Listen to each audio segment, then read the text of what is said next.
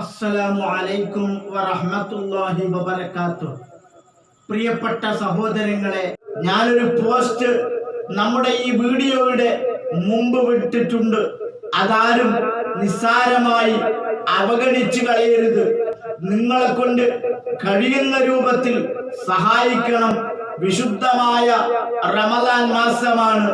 സ്വദഖ കൊണ്ടും സകാത്ത് കൊണ്ടും മുഖരിതമാകുന്ന ഒരു സമയം കൂടിയാണ്. ആ സമയത്ത് നിങ്ങളുടെ അകമയിന്ന സഹായങ്ങൾ അതിലേക്ക് നിക്ഷേപിക്കുക. ഒരിക്കലും തന്നെ വെറുതെയായി പോവുകയില്ല. അർഹമായ കൈകളിലേക്കാണ് എത്തുന്നത്. അർഹമായ പ്രതിഫലം നിങ്ങൾക്ക് ലഭിക്കുമെന്നതിൽ യാതൊരു സംശയവും വേണ്ട. മുജാഹിദ് ബാലുശ്ശേരി ആശുപത്രിയിലാണ്, അഡ്മിറ്റ് ആയിരിക്കുകയാണ്. ആശുപത്രിയിൽ ഒരാൾ അഡ്മിറ്റ് ആകുന്നത് കൊണ്ട് നമുക്ക് സന്തോഷമൊന്നുമില്ല. പക്ഷേ മുജാഹിദ് ബാലുശ്ശേരി ആശുപത്രിയിലാണെന്ന് അറിഞ്ഞപ്പോൾ ഒരിത്തിരി സന്തോഷം എവിടെയോ ഒളിഞ്ഞിരിപ്പുണ്ടോ എന്ന് സംശയം.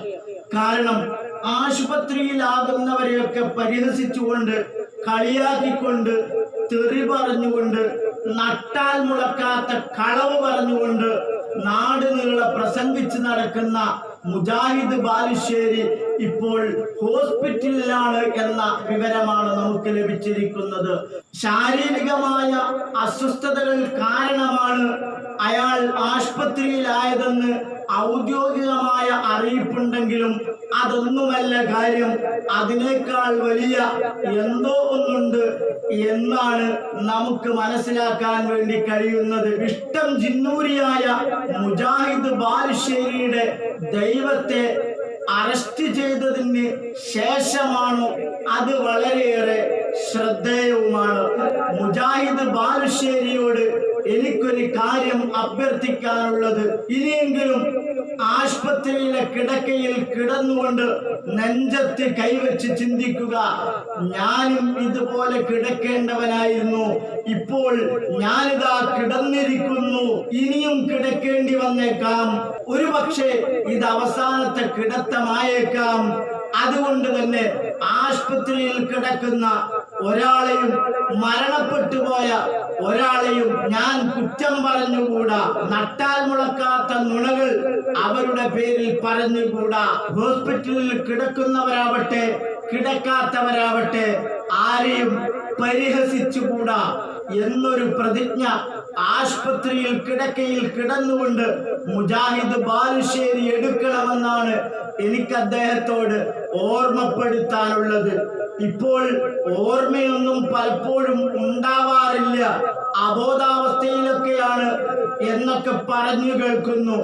എന്തോ ആവട്ടെ, മുജാഹിദ് ബാലുശ്ശേരി താങ്കൾ AP ഉസ്താദിനെ കുറിച്ച് പറഞ്ഞതുപോലെ ഓൻ മരിച്ചു പോയിരുന്നു. പിന്നെ താങ്കളാകുന്ന അള്ളാഹുവിന്റെ പ്രൈവറ്റ് സെക്രട്ടറിയായ മുജാഹിദ് ബാലേട്ടൻ അള്ളാഹുവിനെ ഫോൺ ചെയ്തതിന് ശേഷമാണ് അള്ളാഹു താല AP ഉസ്താദിന് ജീവൻ തിരിച്ചു കൊടുത്തത് എന്നൊന്നും ഞങ്ങൾ നിങ്ങളെ കുറിച്ച് പറയാൻ തയ്യാറില്ല. കാരണം നിങ്ങളെക്കാൾ വിവരമുള്ളവരാണ്, നിങ്ങളെക്കാൾ സംസ്കാരമുള്ളവരാണ് ഞങ്ങളെന്ന് മുജാഹിദ് ബാലുശ്ശേരി താങ്കൾ മനസ്സിലാക്കുക. ഇത് താങ്കൾക്കുള്ള തിരിച്ചടിയാണ്. താങ്കളും ഇതുപോലെ ഒരു ദിവസം ഹോസ്പിറ്റലിൽ അഡ്മിറ്റ് ആകുമെന്നും ബോധം ഇടയ്ക്കിടെ നശിച്ചു പോകുമെന്നും ഓർമ്മശക്തി ഇല്ലാതെയാകുമെന്നും ബോധം പോകുന്നതിന് മുമ്പ് തന്നെ ബോധമില്ലാതായതിന്റെ തിരിച്ചടിയാണ് താങ്കൾക്ക് കിട്ടിക്കൊണ്ടിരിക്കുന്നത് എന്ന ബോധം താങ്കൾക്ക് ഇപ്പോഴെങ്കിലും ഉണ്ടാവുന്നത് നല്ലതായിരിക്കും. താങ്കളിനി ഹോസ്പിറ്റലിൽ നിന്ന് നല്ലതുപോലെ തിരിച്ചു വന്നാലും വന്നില്ലെങ്കിലും എന്നെ സംബന്ധിച്ചിടത്തോളം സമമാണ്.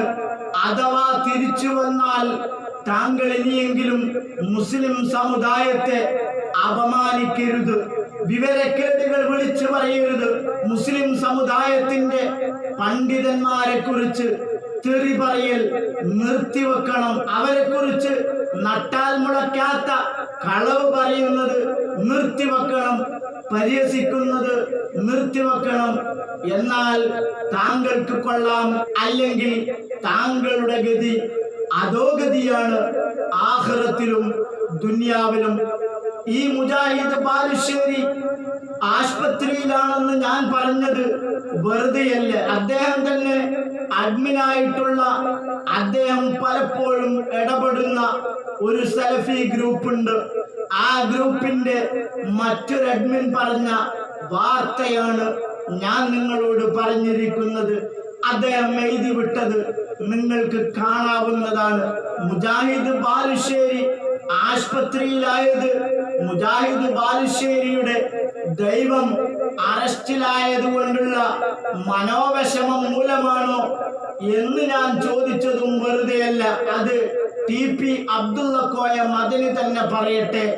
അത് കേട്ട് നസീറുദ്ദീൻ റഹ്മാനി പറഞ്ഞതും നിങ്ങൾക്ക് കേൾക്കാവുന്നതാണ്. വാദങ്ങൾ പോയി പ്രവാചകന്മാരുടെ വൃത്തത്തിനെ അടക്കം എന്തെല്ലാമോ ആവിഷ്കരിക്കുകയും അള്ളാഹുവിന്റെ കഴിവ് പോലെ തന്നെ ശൈത്താന് കഴിവുണ്ട് എന്ന ഒരവസ്ഥയിലേക്ക് വരെ വ്യാഖ്യാനങ്ങൾ എത്തി നിൽക്കുകയും. ബഹുമാനപ്പെട്ട TP അവറുകളെ, നിങ്ങൾ പറഞ്ഞത് 100% ശരി തന്നെയാണ്. നിങ്ങൾ പറഞ്ഞ വാചകം 100% ശരി തന്നെയാണ്. മുജാഹിദുകളിൽ ഒരു വിഭാഗം ആളുകൾ അള്ളാഹുവിനുള്ള കഴിവ് പിശാചിനുമുണ്ടാകുമെന്നവർ വിശ്വസിക്കുന്നു. കേട്ടില്ലേ സഹോദരങ്ങളെ, റമദാൻ 1 മുതൽ പിശാചിനെ ബന്ധിക്കപ്പെട്ടു കഴിഞ്ഞു, പിശാചിനെ അറസ്റ്റ് ചെയ്തു കഴിഞ്ഞു.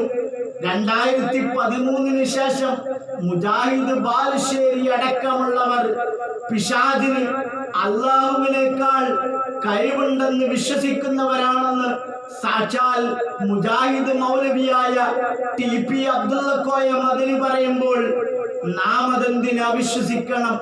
മുസ്ലിമീങ്ങൾ മുശ്രിക്കുകളാണെന്ന് KNMകാര് പറഞ്ഞപ്പോഴാണ് മുജാഹിദ് ബാലുശ്ശേരി അംഗീകരിച്ചത്.